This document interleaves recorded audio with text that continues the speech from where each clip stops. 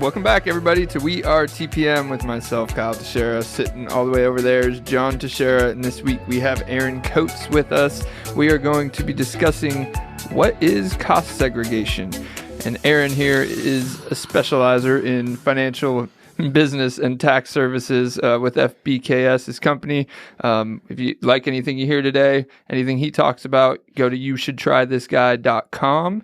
If you like anything we all talk about or want to give us a call 817-818-9039 or shoot us an email at ShowMeTheMoney@wearetpm.com. Now let's get into it. Thank you for coming, Aaron. Absolutely. Thanks, guys, for inviting me. Hey, first, I have to point out that youshouldtrythisguy.com is an actual website as opposed to the word specializer. I did mess that up, didn't I? Specializes in correctly saying things, correctly doing taxes. That is one of the coolest website names I've ever heard right there. Youshouldtrythisguy.com. And you're going to remember it because you're like, man, what was that name? And I should probably try that guy. It's like Show Me the Money, right? Yeah. That's what we're trying to get out of Show Me the Money. Is there a story behind the website before we get into cost segregation? Story behind the website is my marketing guy was trying to think outside the box, and outside the box he thought, because he's like, you're not like everybody else. So let's do something different. And they're game. And you should try this guy. You should try this guy. .com. I love it. So you should try this guy because he knows a lot about cost segregation, for Kyle, one. Have we ever tried this guy? Yes, we have. You got me a loss for words. That's pretty rare. I'm just trying to set up some backstory here that we have actually tried this guy. Yes, so Aaron does do a lot of business and tax strategy planning for us and in our business. He helps us with our financials, our knowledge, business knowledge, and our tax services. So. Keeps us on point, keeps us away from, the IRS police or whatever those guys are. And I was trying to get FBKS there down. I think I got it. Financial business knowledge services. Business? Solutions, okay, but yeah. Solutions. Okay. All right, enough about Aaron. What's cost segregation? All right. Do you want to introduce yourself? I don't know if I need to after all of that, but that's okay. There you go. So cost segregation is a study for rental properties or investment properties. What it is that you have your structure of the building, which is considered your cost. So when you purchase a building, you purchase the whole thing together. So the structure of the building is pretty much what we want to move everything away from. We want to take it into a different depreciable class as far as taxes go, because we want to be able to give you more expenses. That's a tax expense early rather than having it over 27 and a half or 39 years for residential or commercial properties. So Aaron, let me ask you, I'm going to play the dumb guy here. Okay. So for all the people out there not smart enough to understand this stuff, while you and Kyle nerd out on it over here, I'm going to be the dumb guy, okay? So if we back this up a little bit, I do understand depreciation a little bit, right? So some people may not understand depreciation, especially if they've just bought their first rental property, right? They probably have no idea what you're talking about. They're a W-2 employee, and they do their taxes on TurboTax, and stuff like depreciation is not part of their lives. Yep. So let's back up a little bit and explain that, because I think that'll help set up what cost segregation is a little bit, don't you? Absolutely. So depreciation in the eyes of the IRS is it's a tax deduction for you. It's not in an actual cash value, or it's not cash that's taken out.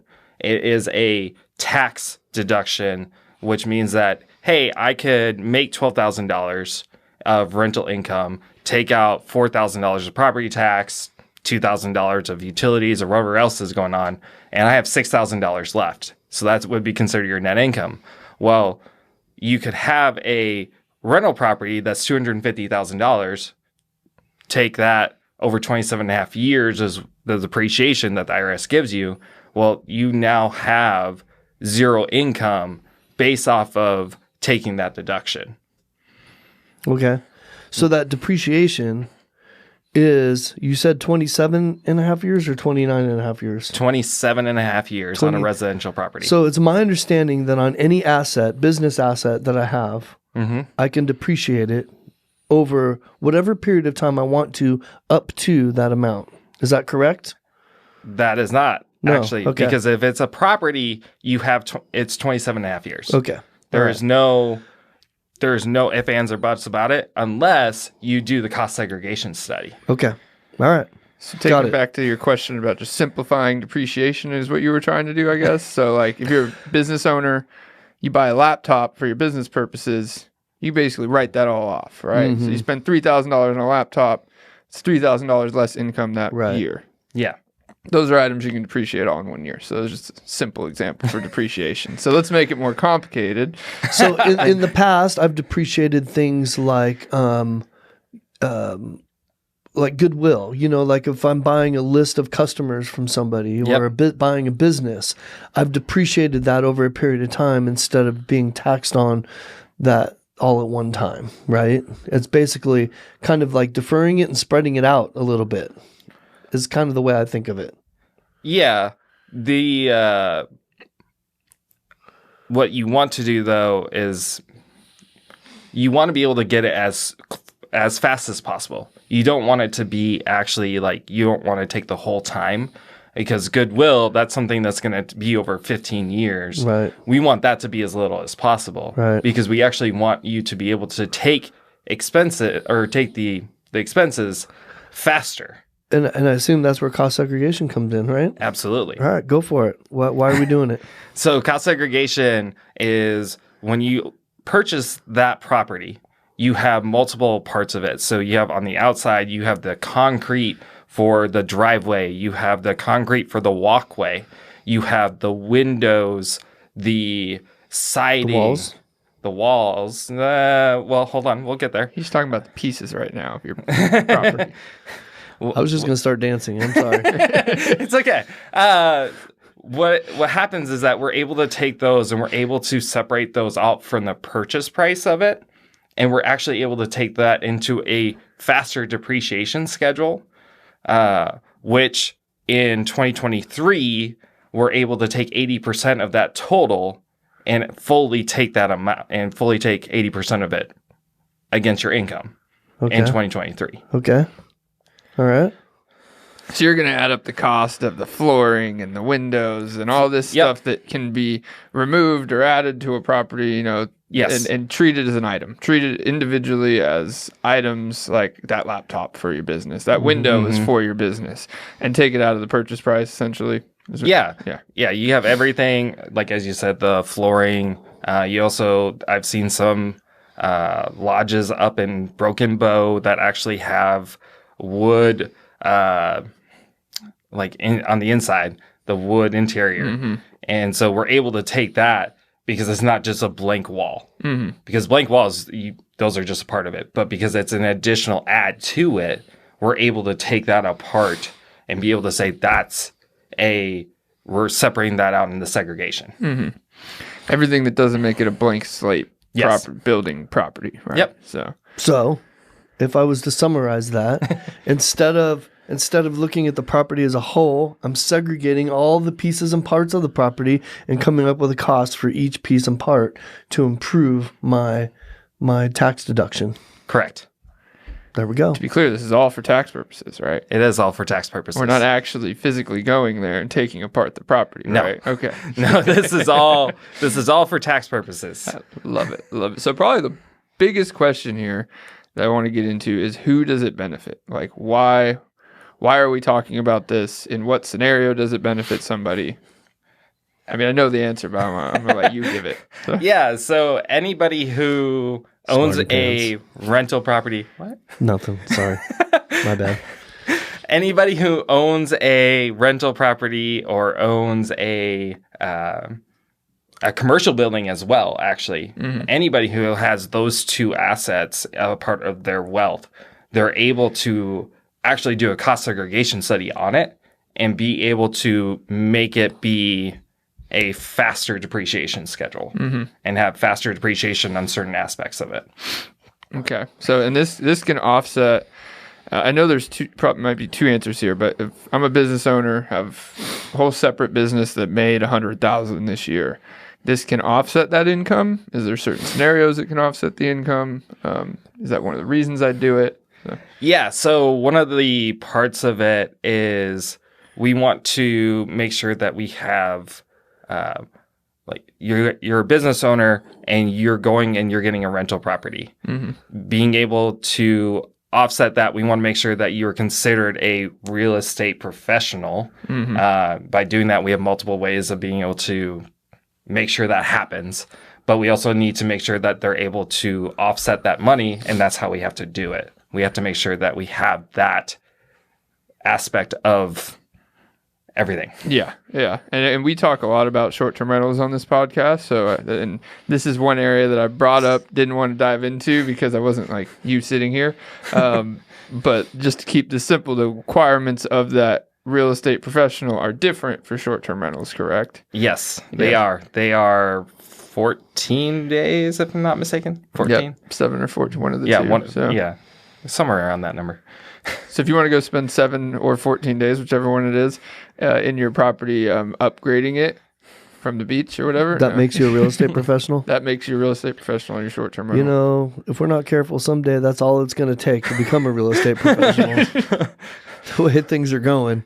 Well, this is only in the eyes of the IRS. I got you. So this is just the eyes of the IRS. I understand. All right. So if you have a dental office or something and you have a bunch of income you want to offset, you may be able to classify yourself as a real estate professional easier by buying a short-term rental. And is this why doctors constantly call me and tell me that my CPA told me I need to buy something? Yes. I mean, I get that all the time. Spending money saves you money. Yes. It's crazy. Yes. Well, spending money on real estate saves you money on taxes. Got it. I did know that already. So we kind of jumped into the why do a cost segregation study. I bet you some of these examples that he brought are going to help enlighten us on what exactly, like, really why you're going to do it, right? Like, if we can, like really see what kind of impact it has to your bottom line and to your tax bill, I think that's really where it's going to be eye-opening, right? Yeah, I mean, we kind of tailored that towards business owners with our answer, but really big portfolio investors can really benefit from this because you can do... Correct me if I'm wrong, but you can have like a big portfolio of income, even if you're not a real estate professional, and use this to offset other rental income. Yeah, you could be a W-2, high-earning W-2 employee and be able to go get a real estate property, go get a, get a rental, short-term rental, whichever one. And by doing that, we're able to then offset that income, especially if they're doing management pieces of it to where you could be at $1 million of income, but now because of a cost segregation study on a rental property, we could be looking at you're at 850, maybe a little bit less. All depends on the size that you purchase. And you're just talking about one property. I'm talking about one property. Yeah, you can do. I have people who have bought 8 in a year. And then they do it the next year, and then the next year because for this exact reason, right? So, yes. We could talk more about that, but I think it's helpful to get into the examples, right? Just because this makes a lot more sense once you see the numbers, and then we can kind of outline more of the why. Yeah, I hope your examples speak to both people, the person that's got maybe one rental, right? And maybe the person that's got a portfolio, right? Yeah, I did. I mostly chose ones that are just one individual, but it's going to be one of those that, like, you have some really high purchase prices all the way down to, we're looking at $400,000 purchase prices. All right. So let's do it. Ultimately, they're going to give examples. Yeah. And they can kind of see, hey, this is how it's going to affect. It just multiplies from there, right? If I have 10 of them, it's just going to be 10 times greater the benefit, right? Yep. Perfect. Yeah. So the first example, we have a house that's down in South Texas. They have a pool.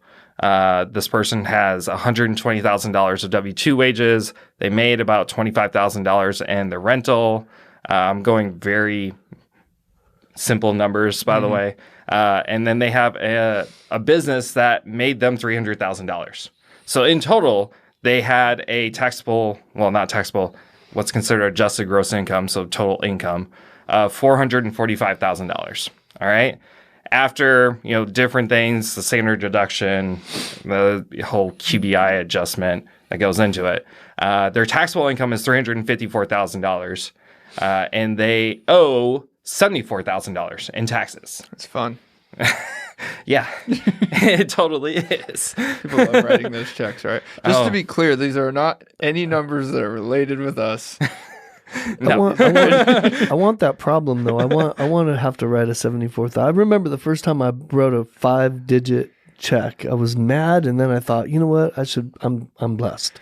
I'm blessed to have made enough money that I have to write this check. Well, and reasons, adding into the reasons to do this is so you don't have to write these big checks, right? Yeah. We'll let Aaron finish his example now. So $74,000. Okay, so I'm sweating it. I'm like, oh man, I got to write IRS $74,000. Oh wait, I know Aaron. I know Aaron. He's gonna help me. Hey, Aaron. All right. So during the year, they purchased a property that was $40,000 or $400,000. Sorry, not 40. So they purchased for $400,000. So that's not the full purchase price. The full purchase price is $550,000. We have to take out land value. Okay. So that's why it's lower based off of that. Now, because of the pool and a few other aspects of the property, we were able to take 55% of that and move it into completely different depreciation classes, which then means that we get to take a $220,000 deduction on his income. Okay. All right. Which then brings his total income down to $225,000. Their taxable income is now $178,000. And wait, am I still writing a $74,000 check? Because I don't have much left. Nope. So now they're only writing a $30,000 check. Oh, I've done that before. I've done that one. But it has now saved them $44,000 in taxes on potentially a $5,000 investment. So to do the study. So aside from this, Kyle and I talk about this all the time about why real estate helps you build wealth. That's the purpose of this podcast, right? So this guy did something to help him build wealth, and it ended up benefiting him $40,000 in this particular tax year. It's kind of just as a side benefit. It has nothing to do with the wealth building benefit there's probably people out there that do this just for this reason, right? Just to save, they get they're like, oh crap, it's December 15th. I need to buy something, right? And they go buy something real fast, right? But for the rest of us that are like the rest of us normal people that don't have like bazillion dollars, it's good to see that there's tons of side benefits, tax benefits, to this purchase. Oh, absolutely. This is an actual example, it sounds like. Yes. Yeah. Nice. And now they have a property too that's going to appreciate in value and build wealth as well. So this guy loves you, and he's buying another property next year, isn't he? I would not be surprised. If I was him, I don't know why he wouldn't. Well, it already looks like, so if he did this, if he did 2 of these, right? If he would have bought 2 of these, it would have we'd be below. We'd owe the IRS nothing. Yeah, owe IRS nothing, and he would have a carry forward into the next year to offset income into the next year. Another $13,000 of offset income, roughly based on what you gave. So, and that sounds like you're putting, instead of giving the money to the IRS, you're putting it into down payments on these houses. Yep, it's just an investment instead of. Giving our government's a great investment. It's kind of like the government is paying about half of my down payment is basically what it comes down to when you think of it that way. Not taking half your down payment is more how I would phrase it. Well, no. Money would have come out of my account and it would have went to the IRS. Instead, it went to the title company to purchase this. Sorry, I pulled away from the microphone. My bad, Steve. So then when this property... I got excited there. I got really excited. And then 10 years later, when this property is $1 million, you do this again. You could go use that money, your capital gains money, and use it to buy 5 to cost seg out. And well, yeah, but why would you go and sell it if it's still making you money? Why sell it? Why not just go refinance do a cash out, and then just use that to go purchase more. Love it. That was a trick question, and you answered it correctly. So We'll keep you around now, Aaron, since you answered correctly. Oh, okay. love it. So So, do you have other examples, or should we get into what a cost segregation study is? No, so I got 3 more if you Go want for to go it. through This them. is fun. I'm right. enjoying this more than I thought I would. I thought my brain was going to explode, but the next one's a vacation rental. all right, let's get it. Now I'm all in. Or vacation home. Yep. Okay. It's a vacation home in Georgia. So this person had $200,000 of wages. They made $20,000 from the rental property only because they purchased it like mid-year. But then they had $100,000 coming in from other businesses. Now, with all that, their total income was $1.2 million. Tax $1 million coming in from other businesses. Yeah, $1 million. Okay. And $1 million coming in from other businesses. So overall, it comes down to where their taxable income is now $990,000. All right. So they owe $300,000. Ouch. It is very much ouch. That's more than the other guy made. Oh, yeah, yes. Now, but because of the income that this person brought in, they were able to purchase a $2 million home. Okay. Because they qualified for one. Yeah. Yeah. They were able to purchase that because of the money that they brought in. Which in my mind still blows my mind. So that purchase price. But while going through it, it was a very high-end house. So this house was very There's a lot of pieces to it. There were a lot of pieces to it, very upgraded. It was actually kind of like a wood cabin. And because of all of this and the purchase price, we were now able to take 45% into a segregate out into a faster depreciation. Okay. All right. Which means that's $900,000 Okay. of Depreciation. depreciation that got Up to be front, yeah. that was able to be taken. With that, now their taxable income or their total income is now 320, and their taxable income is 270, which now means that they only owe $53,000. You go from 300,000 to 53,000 because of one property. Which you write a lot happily because we're still talking about a five-figure check because the other one was a 3-figure or six-figure check. Yes. Yeah. And ouch. So they've now saved 83%. By doing what? By buying a $2 million property that's going to probably make them money and it is a vacation home. So now they get to go on vacation with that $250,000 they saved in their house that is making them money. Oh, absolutely. I mean, why not, right? That's the only question I have. It made me choke up.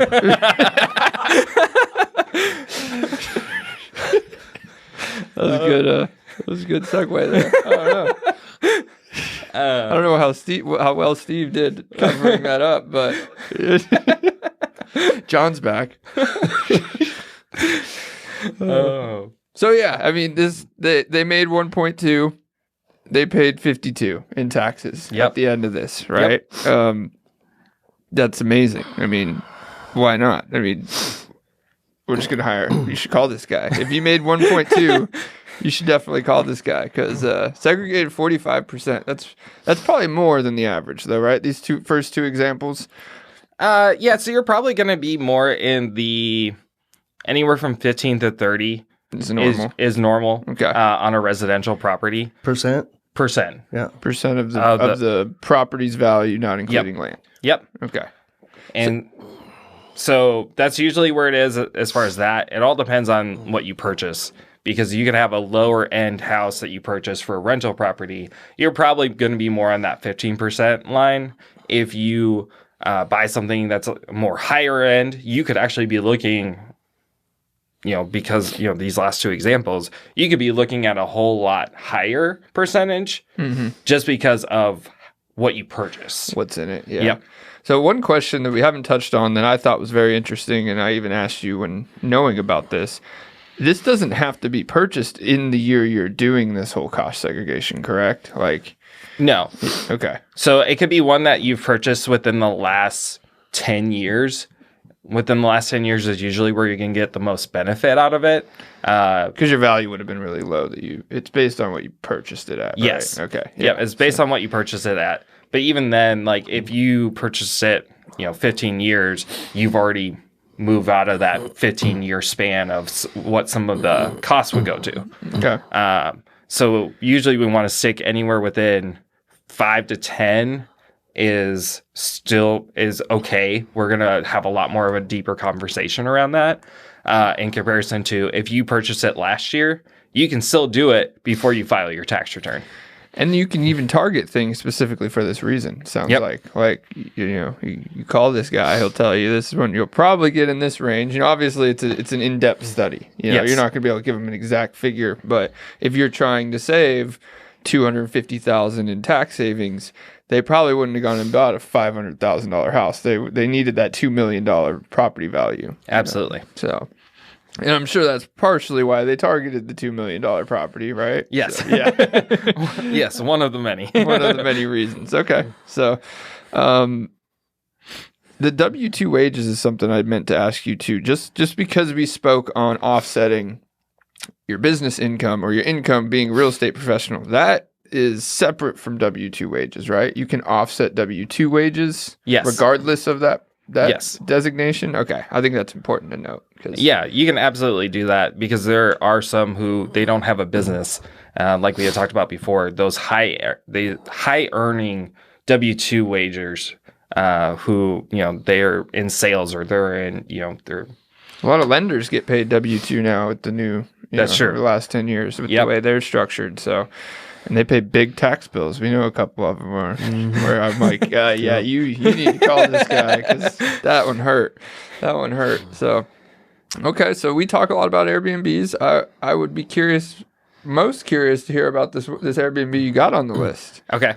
Yeah. So there's a Airbnb that's up in Broken Bow that the person in total, so their total income between W-2 rental, their business and whatnot, they're making $368,000. Mm-hmm. And it comes down to that their taxable income is now $290,000, and they're going to owe $57,000 in taxes. Still ouch. Yep, still ouch. The crazy part is that up in Broken Bow right now, as you guys know, the property values are crazy high. Yep. And that ultimately helps. Like 7 figures mostly. Yes. Yeah. That helps those who purchase them who are trying to do this. Because that's going to allow them to be able to really take all those costs and be able to help them and help their bottom line. Pull it out. Yeah. Yep. So their property value that they purchased, it was $1 million. They were able to segregate out 35% of that. So easy math, that's 350. Well, if you remember, our taxable income was $289,000 and their regular income was $368,000. Well, 350 minus 368, we're now looking at $18,000 of income. And that's not even taxable yet. That's not even taxable yet. That's just regular income. Okay. Well, even with the standard deduction, which is $25,000, we're at zero. We have zero income that needs to be considered for taxes. So now they have now saved their whole amount of taxes, which was $57,000 by purchasing this one property in Broken Bow. With 100% tax savings, and that number is not even including the tax savings that'll carry over into the next year, correct? It's still under the 368. So yeah, it's still under 368. So you're using a standard deduction. Okay. Yeah. Well, so there's no carryover on that one just because of we had before the standard deduction. There was still income, but still, zero. I'll write a check to the IRS for zero all day long. You might even get them to write you a check, huh?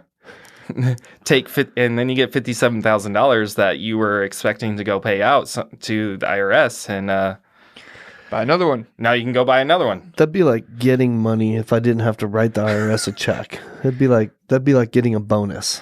Well, I'm sure after this 100,000 in W-2 wages, they're withholding something, right? So they might be writing them a check. So. Yeah, they probably had some type of withholdings that they will now be receiving all of that money back. Why? Because they called this guy? See, it's catchy. It was good. It was a good, it was a good segue for your marketing guy. We'll agree. That guy can help. Well, I already forgot the website. Maybe not. You got to call this guy. You should. You should call this guy. Try this guy. You should try this guy. You should try this guy.com. Got it. I thought it was memorable. Apparently it wasn't. We'll go with the coughing fit. You should try this guy. It's fine. Now, after this conversation, you should just say, why are you paying taxes.com? Like, why are you paying taxes.com? So I guess this is probably a segue. This is a common question that I've heard people ask in recent years, but like, this is the Trump method, right? This is essentially why. So Trump did this. Grant Cardone has done this. Robert Kiyosaki has done this. If you guys don't know that, Rich Dad Poor Dad. There's plenty of high name people who they do this all day long. Yeah. This is what they do. And we're not talking about why Amazon doesn't pay taxes. This is why on your personal returns, these guys don't pay taxes. Yep. Right? Like, because they do this. This is why they constantly buy them. And in a real world example, this is 1 year. And you're like, okay, well, now I got the $1 million property. I didn't pay taxes this year. So this helped me this year. But then I go make $400,000 next year.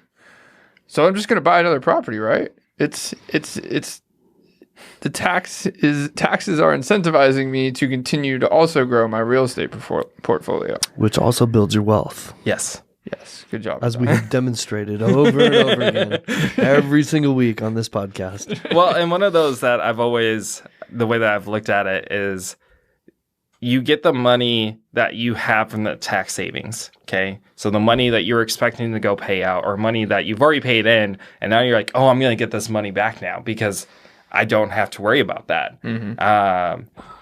What's going to happen is that the money that you also get from your rental property, along with the money that you have now saved on your taxes, you can easily use that to, as you guys have said, go purchase another one. Reinvest. And continue doing it. And because ultimately, the more you continue doing it, the more that you don't have to pay. You don't have to pay the IRS, and now you're making generational wealth. I love it. So let's make this simple too. What would this, before the cost seg, what number did you use here for tax due? I guess the tax bracket amount? Yep, tax bracket. Okay. So you're saving that much at minimum. Yes. So I'll take that. So we talked a little bit about going back and doing some. So let's say I've got 4 or 5 properties, and we're coming up on our tax year right now. We're coming up on preparing taxes for the last tax year, I guess. But okay, so I could take like maybe the oldest one I've got, right, and do that now and start working to the newest in order to take advantage of this for all of my properties, right? I mean, would that be the smart play? I would say if you have that many, it would be a conversation of, for this one, we could get this much saving. This one, we could get this much saving. Let's take these 2 within this year, so that way you don't owe any money as for taxes, and we can continue on the other ones for next, like for 2023 if we wanted to, wait until 2024, whatever it is that we wanted to do with that. Got it. Well, and here's another one that I know is important for most people who are so good at planning ahead. You Why'd only you look have at me to when you own. said that? No, I didn't. There was a mirror somewhere. There was a mirror I swear somewhere. you looked right at me. You peered through my brain. You only have to own this property by December 31st of Correct. the tax year, correct? You do not. The cost segregation study just needs to be done by the time you file. So wait a minute. Correct. I could before I file on April 15th this year, I could do that cost segregation. Yeah, no, he laughed. He laughed like I've ever got it. April 15th. Right? April 15th that's normal people's deadline, right? So let's just say before that, when normally people do it, then I could do it before then. Yes. And take advantage of it right now. Absolutely. On my tax bill that I'm going to pay for 2022. Yes. And in 2022, the great part about it is that you're actually able to take 100% of the segregated costs and fully write it off, which is the great part about all these examples. That was all done in 2022. So they're able to take all of those and fully and 100% write it off for depreciation. 2023, is 80% because we're in a phase out of this special depreciation right now. Until we get somebody red back in there. Is that what that comes down to? I Is don't this know. a red blue No. thing? No. No? This is fully based off of the tax law and how everybody plays out. All right. I can't. Ultimately, I would love for the 100% to continue going. I don't know what's going to take for that to happen, but that's. But right now it's 80, so it's 20. It's 100% up through 2022. So if I had a property that I owned prior to 2022, I can get 100% from that. Yes. If I buy it this year, then I'm only going to get 80%. Correct. From something I buy this year. 80% in the first year. The remaining 20 still gets depreciated over like 5 years or something. Yeah. Still better than 27. Yeah. It's going to be over 5 or 15. Just depends on what it is. What it gets segregated into the costs. So is this slowly going away then? No. Okay. Because you still, once you have that separation, or once we're done with this, this additional depreciation, the bonus depreciation aspect of it, you're still then able to take everything at a 5-year or a 15-year depreciation instead of 27 and a half year. So the examples that we have now, we're able to take 100% because of all that. It's not going to be, the savings aren't going to be as great when it comes down to it, but you're still going to have savings. It's still going to be significant. And you can still do similar things. Like, say instead you buy, it's over 5 years. Well, then you just buy 5 properties in that 1 year, and it'll account for the next 5 versus, only accounting for that first year. So it's all about where it saves you, not or when it saves you. Right. Yes. So that's all. So let's do a real world example again.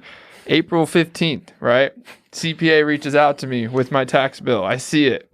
And I hear this podcast on April 14th, and I'm like, well, crap, I don't want to pay that. So, and I bought a property last year, so they file an extension and they do this, right? That would be ideal. Absolutely. You can definitely file the extension. We have up until October 15th, which is the extension due date. And so we have up until then to be able to do a cost segregation study on it. So you say, tell CPA, no, file extension, call this guy, pay less money. Simple, right? Pretty much. Love it. Those are all my questions. Save taxes. Before you tell people to file an extension, people should know that they're still going to pay interest on the tax that they owe between April 15th and October. People think that they could just file an extension and there's no penalty, but there is a penalty, and they should know that. Backtrack all of that, and I'll just skip that part. Let's just do it before April 15th. Call Aaron, and then pay less. Then pay less money. Yeah, there you go. See Bill, call Aaron, pay less. See Bill, call Aaron, see less. Yeah. Wait a little bit, and then .com. We're gonna get sued here. We're gonna need a lot of URLs.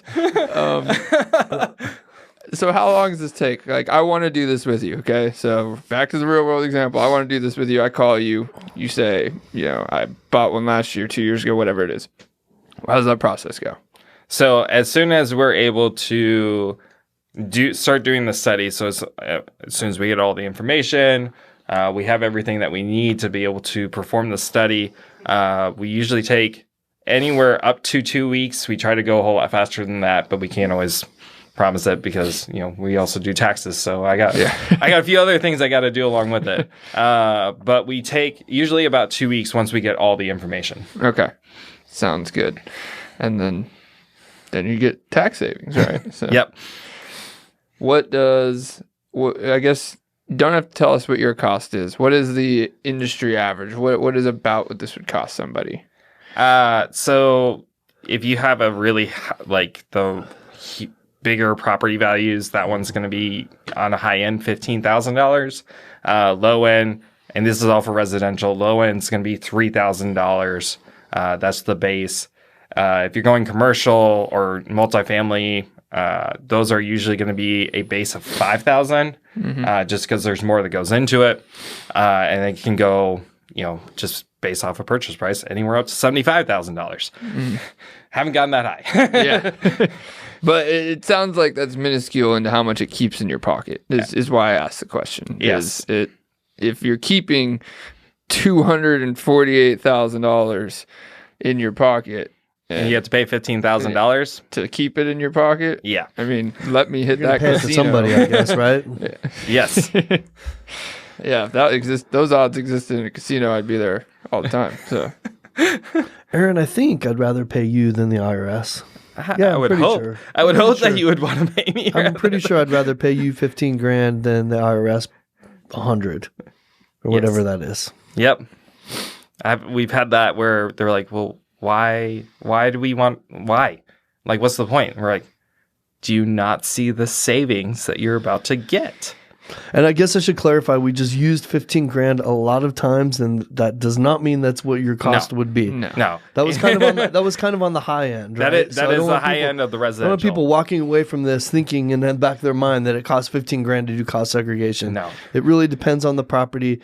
What would the average be? If I've got a single family home in Mansfield that costs $300,000 to $400,000, what would that home cost somebody? We're going to be... Sorry, I'm trying to do that in my head.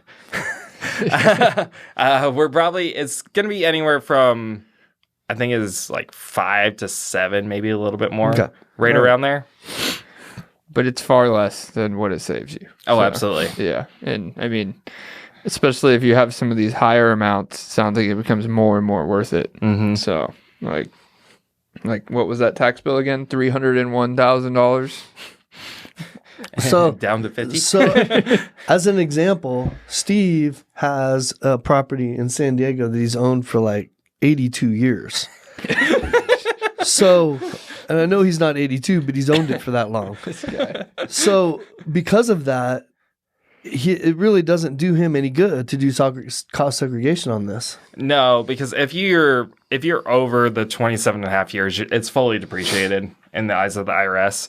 Can't take anything, can't do anything with it. What if he never took depreciation on any of his tax returns? Oh, if he has never taken depreciation, I'm hoping that he will have a very long conversation with his CPA. Well, let's just pretend that No, I Steve didn't understand. know any better, and he's on TurboTax, and he had no idea he had the ability to take depreciation. Would he be able to then do that? Yeah, because that's actually going to be a change in accounting method with the IRS, because we're going from no depreciation taken at all, now taking it, we have to do a whole change of it. But we could do the cost segregation with that to then show, hey, because we're changing this to now being this way, we are now actually going to depreciate it like it was supposed to See, be. Steve, it's not all lost. You can still take your depreciation. Yeah, and we were talking about this as far as this is a tax strategy. This is something you help people with in real estate related. That's why we have you on talking about it. But it uses some tax things that, like the depreciation and stuff, that can also be used in other areas. So this may just be one of many, possibly. No, this is definitely one of the many tax strategies that can happen, especially if you are able to get into the real estate, which is why you guys talk to John and Kyle, because that's what they do. By doing that, then you're able to, we're able to start having a deeper conversation into what else can we do. Not just say, oh, we're only doing this one strategy. It's, okay, what other parts can we work on to bring that down even more? It always comes down to knowing, not knowing what you don't know, right? Mm-hmm. And having people around you that can help you. It's like none of us know everything there is to know, right? Like, Oh, absolutely. Mark Cuban and Donald Trump are farther along in all of this than any of us, right? I mean, that's why. But you know what? I'm sitting here thinking that I remember when we asked you to come on and do this, we thought it was really important. This is an extremely valuable tool that people need to know about, right? Yes. And I appreciate that you've presented it to us. I have to admit, I was so worried about getting above everyone's head, and you have really done a great job of enlightening us and making us just simplifying it and making us see that there's a huge cost savings here, and it really doesn't seem that difficult. I mean, let's say I'm in Virginia, okay, and I don't feel comfortable calling Aaron and getting on youshouldtrythisguy.com. And what does that guy do? Like, how does he do cost segregation if he doesn't know Aaron? Well, there's many companies that you just go search and that they're able to go find one that maybe they feel more comfortable with, maybe one that's closer to them. Of course, the difference, there's always going to be a difference in the costs. Some people actually are always going to have to go out to their property. Other ones like us, we try our hardest to not have to go out to the property. We have tools that we're able to use to not do that. But at the same exact time, you have many, firms that are able to do this. Can you do it yourself? You can try, but you're probably not going to get as best, like the bigger savings as what you possibly could if you had somebody do it for you. Yep. That's usually the case, isn't it? Yep. Would you want to do it yourself? I don't. I just asked the question because I know what people out there might be thinking while they're listening to us. Well, and there are some companies who they say put in like 20 pieces of information, and what it'll do is it'll come out with a conservative aggregate number based off of all the other properties that they've done, and that they will say, okay, based off of everything else, we will then give you, here's your cost segregation study based off of what we've already done before. Mm-hmm. Got you. Just off of the 20 pieces of information.